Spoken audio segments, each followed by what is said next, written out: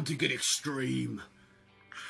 Welcome back to the channel, everybody. This Sunday is Extreme Rules, Raw's exclusive pay-per-view, and here are my predictions. Is it just me, or do this match card seem really small? Whatever. Anyway, Rich Swann and Sasha Banks take on Noam Dar and Alicia Fox. Sasha Banks and Rich Swann, for the reason of I just do not care about this match. Neville vs Austin Aries in a submission match. I must have missed that somewhere along the lines. I didn't even know that got announced for a submission match, but that's what it said. Submission match. We got the Rings of Saturn and the Last Chancery. Austin Aries is taking the title, and then hopefully, he can make the division a step better, because Neville took it up a little step, got it on the notice board. Hopefully Neville could take it further. I mean Austin Aries, but yeah, Austin Aries is gonna win. Hardy Boys vs Sheamus and Cesaro for the Raw Tag Team titles in a steel cage.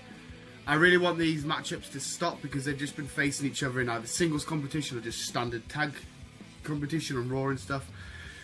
It feels like they're waiting on this whole the broken mat the gimmick, if they're getting that and stuff. It just seems like they're waiting on that and they're not quite sure what to do. I don't want people to get bored of the Hardys. I'm gonna say Hardys retain. So then if she comes to Sheamus and Cesaro when they need a rematch, no, Hardys retain. Alexa Bliss versus Bayley. Kendo stick on a pole match. Alexa Bliss on a pole. Alexa Bliss versus Bayley for the Raw Women's title. Alexa Bliss. I don't know what it is creatively. Since being brought to the main roster, Bayley has just not felt the same. She's been good. There's been some great moments with her. Don't get us wrong. I'm still cheering when she comes out and stuff. I don't know what it is. It feels weird. And Bliss is definitely better at holding the title. Yeah, Bliss is going to retain. Dean Ambrose versus Miz for the IC title. Now remember, if Dean gets disqualified, the title still switches hands. And it just makes you think that maybe Maurice is going to get involved and try and hit the Miz, but the ref might send it to the back and there might be the low blow. It's an odd one. But I'm going to say the Miz does it because then he won't have like a straight up pinfall on Dean, so they can keep Dean looking strong coming out of the match. He's like, well, I only lost because of whatever reason. And then the Miz can hopefully go up against somebody from the Fatal 5-Way.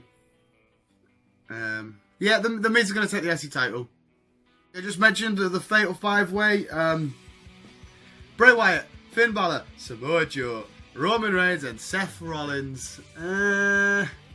This is quite a hard one. I had my heart set on Finn, but then I was listening to Dave Meltzer talk, and it made a lot of sense because whoever goes on to fight Brock is just going to get demolished, and then Brock's going to wait till Braun's back, and then they can go at it. That's what the plan is. That's what Dave Meltzer said. And I thought, alright, okay, fair enough.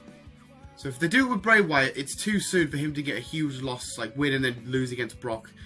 Roman Reigns, they're going to face later on in the year. Finn Balor, you don't really want him getting a huge loss.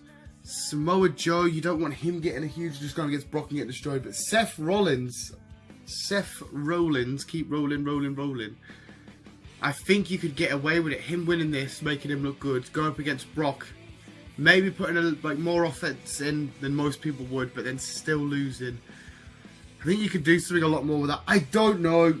I was set on Finn Balor, but then when I heard the Dave Meltzer thing, it's storyline wise, I'm trying to make up my head. I'm gonna say Seth Rollins, because I'm trying to be a smart ass with wrestling stuff, because I've heard all the big boys talk about the storyline stuff. I'm going to Seth Rollins.